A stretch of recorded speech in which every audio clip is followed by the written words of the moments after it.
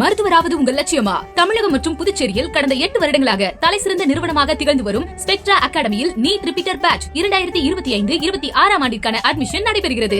தஞ்சாவூரில் நடைபெறும் அரசு விழாவில் முதல்வர் மு.க. ஸ்டாலின் பேசி வருகிறார். அதனை பார்க்கலாம். பங்கஜம் அவர்கள், IAS அவர்கள், அவர்களுக்கும் என்னுடைய பாராட்டுக்கள். கஷ்டப்பட்டு படிச்சு முன்னேறி இன்றைக்கு சிறப்பாக செயல்படக்கூடிய மாவட்ட ஆட்சியர்கள் ஒருவரா தன்னுடைய பேருக்கு பின்னாடி அம்மாவோட பேரை சேர்த்து அவரையும் பெருமைப்படுத்துவராக இருக்கிறார். மாவட்ட ஆட்சியருக்கும் அவருக்கு துணை நிற்கக்கூடிய மாவட்ட அரசு அலுவலர்களுக்கும் என்னுடைய பாராட்டுக்கள், வாழ்த்துக்கள்.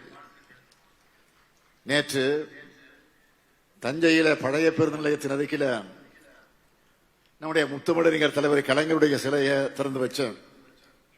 ஏன்னா தஞ்சையும் தலைவர் கலைஞரையும் பிரிச்சு பார்க்க முடியாது.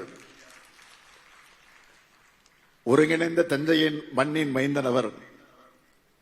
காவேரி வளர்த்த தமிழின தலைவர் அவர். மாமன்னர் ராசராசனுக்கு சிலை அமைத்தவர் அவர். பெரிய கோயிலின் 1000 ஆண்டு விழாவை நடத்தியவர் அவர். பொதுப்பணித்துறை அமைச்சராக இருந்தது முதல் இறுதியில காவேரி மருத்துவமனையில உயிர் பிரிகிற வரையில காவேரி பிரச்சனைகளை தமிழ்நாட்டின் உரிமைக்காக குரல் கொடுத்து போராடியவர். பிரதமர் VP சிங் அவர்கள் மூலம் காவேரி நடுவர்மன்றம் அமைத்தவர். காவேரி ஆணையம் அமைக்க காரணமானவர். இடைக்கால தீர்ப்பை பெற்றவர். இறுதி தீர்ப்பையும் பெற்றவர். பெருமையோடு சொல்றேன், காவேரியின் தமிழ்நாட்டின் உரிமையை நிலைநாட்டியது தலைவர் கலைஞர் அவர்களுடைய திராவிட முன்னேற்ற கழகம் தான். அந்த வரிசையில் தான் தலைவர் கலைஞருடைய தலைமை தொண்டனாக நானும் டெல்டாக்கார் என்ற உணர்வோடு இன்றைக்கு இங்கே வந்திருக்கிறேன். இந்த நிகழ்ச்சியில 325 கோடிய 96 லட்சம் ரூபாய் மதிப்பிலான 2461 முடிவுற்ற பணிகளை திறந்து வச்சு 309 கோடி 48 லட்சம் ரூபாய் மதிப்பிலான 4127 புதிய பணிகளுக்கு அடிக்கல் நாட்டியிருக்கிறேன். அது மட்டுமல்ல, 2,25,383 பேருக்கு 558 கோடிய 43 லட்சம் ரூபாய் மதிப்பிலான நலத்திட்ட உதவிகளை இந்த விழாவில வழங்க இருக்கிறேன். கிட்டத்தட்ட 1000 கோடி ரூபாய்க்கு மேலான திட்டங்கள், உதவிகள் இந்த விழாவின் மூலமாக நடைபெறவிருக்கிறது. இந்த நேரத்தில் காவேரியில் செழிக்கும் தஞ்சை மாவட்டத்திற்கு நம்முடைய திராவிட மாடல் ஆட்சியில் செய்யப்பட்டிருக்கக்கூடிய திட்டங்கள்ல சில முக்கியமானவற்றை மட்டும் நான் சுருக்கமாக சொல்ல விரும்புகிறேன். ஒரத்தநாடு வட்டம் பஞ்சநதி கோட்டை கிராமத்தில் நாள் ஒன்றுக்கு 5000 மூட்டை நெல் கொள்முதல் செய்கிற அதி திறன் கொண்ட மெகா நேரடி கொள்முதல் நிலையத்தை அறிவிச்சோம். இப்போ அது செயல்பாட்டில் இருக்கு. அதே மாதிரி 2022 அறிவிக்கப்பட்டு 2024 70 கோடி ரூபாய் மதிப்பீட்டில் மினி டைடில் பார்க்க தஞ்சாவூர்ல திறந்தாச்சு. பேராவூரணி வட்டத்தில் MSME நிறுவனங்களுக்காக 7 கோடி ரூபாய் 7 கோடியே 29 லட்சம் ரூபாய் மதிப்பீட்டில் பொது வசதியாக்கல் மையம் திறந்திருக்கிறோம். கும்பகோணம் மன்னார்குடி சாலை பணிகள் 99 விழுக்காடு முடிஞ்சிருக்கு.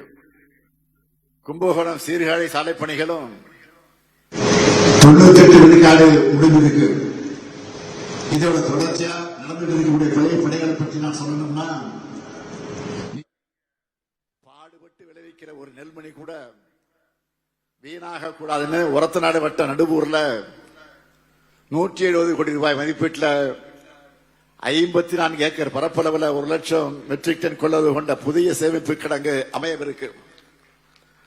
பூதலூர் வட்டம் செங்கிப்பட்டி பாளையப்பட்டி தெற்கு கிராமத்தில் 256 ஏக்கர் பரப்பளவிலையும் பட்டுக்கோட்டை ராஜமடம் கிராமத்தில் 113 ஏக்கர் பரப்பளவிலையும் சிப்காட் தொழிற்பேட்டை அமையவிருக்கு.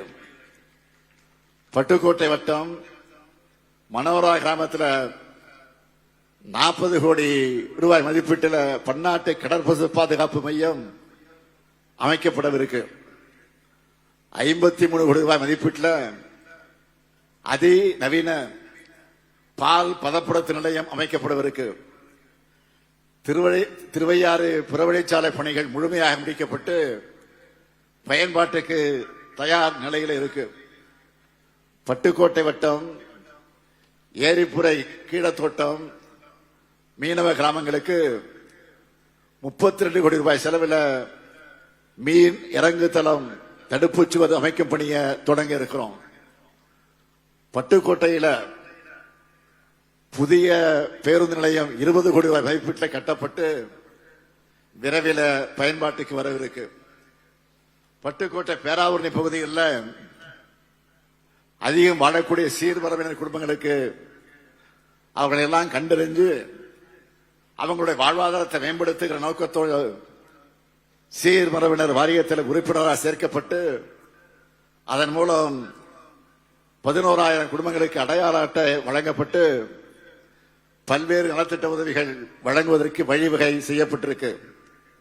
இப்படி தஞ்சை மண்ணில் இருக்கிற ஒவ்வொரு குடும்பத்துக்கும் நம்ம திராவிட மாடல் அரசோட திட்டங்கள் போய் சேருகிற தெம்போடுதான் இவ்வளவு வேகமாக நாங்கள் இந்த திட்டங்களை செய்து கொண்டிருக்கிறோம். 2021 நான் முதலமைச்சரான பிறகு டிசம்பர் மாதம் தஞ்சை பகுதிக்கு நான் வந்தப்போ சரஸ்வதி மகாலை பார்வையிட்டு தான் வந்தேன், ஆய்வு செஞ்சேன். அதன் பிறகு வரலாற்று சிறப்பு வாய்ந்த சரஸ்வதி மகா நூலகத்தை பார்வையிட்டு அது குறித்து ஆய்வு செஞ்சு அதுல பணியாற்றக்கூடிய ஊழியர்களின் ஊதியத்துக்காக தமிழ்நாடு அரசு ஆண்டுதோறும் 75 லட்சம் ரூபாய் மானியம் வழங்க ஆரம்பிச்சோம். இந்த நிலையிலே தான் நம்முடைய மாண்புமிகு பள்ளிக்கல்வித்துறை அமைச்சர் தம்பி அன்பில் மகேஷ் பொய்யாம அவர்களிடம் சரஸ்வதி மகளுக்கு தேவைகள் என்ன அதை போய் பார்க்க சொல்லி இருந்தேன். அவரும் பார்த்துவிட்டு சில பரிந்துரைகளை என்னிடத்தில் வந்து கொடுத்தார். நேற்று மாவட்ட ஆட்சியரிடத்திலும் என்னென்ன தேவைகள் என்று இருக்குன்னு கேட்டேன். அவரும் சில கருத்துக்களை எடுத்து சொன்னார். அதோட அடிப்படையில் ஒரு அறிவிப்பு வெளியிட விரும்புகிறேன். இனி வரும் காலங்களில் ஏற்கனவே வழங்கப்பட்டு வரும் மானியத்தோடு சேர்த்து ஊழியர்களின் ஓய்வூதியம் மற்றும் நூலக கட்டட பராமரிப்பு செலவுகளை மேற்கொள்ள கூடுதல் மானியத்தை நம்முடைய தமிழ்நாடு அரசு வழங்கும். இந்த நூலகத்தில் பராமரிக்கப்பட்டு வரக்கூடிய அரிய ஓலைச்சுவடிகளை பாதுகாக்க தேவையான பணியாளர்களை வெளிமுக வாயிலாக நியமிக்கவும் அந்த ஓலைச்சுவடிகள் குறித்து இன்றைய தலைமுறையினர் தெரிவிக்கிற வகையில் தமிழ்நாடு திறன் மேம்பாட்டுக் கழகம் அதன் வாயிலாக கட்டணமில்லா பயிற்சிகள் வழங்கவும் நடவடிக்கை எடுக்கப்படும். மேலும் இந்த நூலகத்தோட பழுதடைந்த கட்டடங்களை பழமை மாறாமல் பாதுகாக்கிற வகையில் பொதுப்பணித்துறையின் மரபு சார்பு கட்டட அந்த பிரிவின் வாயிலாக 12 கோடி ரூபாய் 12 கோடி 50 லட்சம் ரூபாய் செலவில் அது சீரமைக்கப்படும். இந்த கூடுதல் மானியம் மற்றும் சீரமைப்பு பணிகள் சரஸ்வதி மகா நூலகத்தில் இருக்க அரிய சமைப்புகளான கையெழுத்து பிரதிநிதிகள், ஓலைச்சுவடிகள் மற்றும் நூல்கள் பாதுகாக்கப்படுவதை உறுதி செய்யும். இந்த அறிவிப்போடு இன்னும் 3 அறிவிப்புகளையும் நான் வெளியிட விரும்புகிறேன். முதல் அறிவிப்பு, தென்பெரம்பூர் அருகில் வெண்ணாறு மற்றும் வெட்டாறு பிரியக்கூடிய இடத்துல 42 கோடி ரூபாய் செலவில் புதிய பாலம் அமைக்கப்படும். இரண்டாவது அறிவிப்பு, ஈச்சங்கோட்டை முதல் வெட்டிக்காடு வர கல்லணை கால்வாய் சாலை 40 கோடி ரூபாய் செலவில் அகலப்படுத்தி மேம்படுத்தப்படும். பூதலூர் வட்டத்தில் இருக்கக்கூடிய உயர்கொண்டான் நீட்டிப்பு வாய்க்கால் மற்றும் மதகுகளை 15 கோடி ரூபாய் செலவில் புனரமைப்பு பணிகள் மேற்கொள்ளப்படும். நம்ம திராவிட மாடல் அரசுல தமிழ்நாட்டில் இருக்கக்கூடிய ஒவ்வொரு குடும்பத்துக்கும் பலனளிக்கக்கூடிய வகையில ஏராளமான முத்திரை திட்டங்களை நாம் செயல்படுத்திக்கிட்டு இருக்கிறோம். இதை பொத்தாம் பொதுவா நான் சொல்லல. தஞ்சை மாவட்டத்தில் மட்டும் நம்முடைய முத்திரை பதிக்கக்கூடிய திட்டங்களாக எத்தனை பேர் பயனடைந்திருக்கிறாங்க என்பதை புள்ளி விவரத்தோடு நான் சொல்லணும்னா, கலைஞர் மகளிர் உரிமை திட்டத்தில் 4,17,000 மகளிர் மாதந்தோறும் 1,000 ரூபாய் பெற்றுக் கொண்டிருக்கிறார்கள். அதேபோல் புதுமை பெண் திட்டத்தில் 34,000 மாணவிகளுக்கு மாதந்தோறும் 1,000 ரூபாய் வழங்குகிறோம். தமிழ் புதல்வர் திட்டத்தில் 13,000 மாணவர்களுக்கு மாதந்தோறும் 1,000 ரூபாய் வழங்குகிறோம். முதலமைச்சரின் காலை உணவு திட்டத்தில் 62,000 மாணவ செல்வங்களை தஞ்சாவூரில் நடைபெறும் அரசு விழாவில் முதலமைச்சர் மு க ஸ்டாலின் பேசியதை பார்த்தோம். திமுக அரசால் கொண்டு வரப்பட்ட பல்வேறு திட்டங்களை அவர் பட்டியலிட்டு பேசி வருகிறார். பார்க்கலாம் இடைவேளைக்கு பிறகு.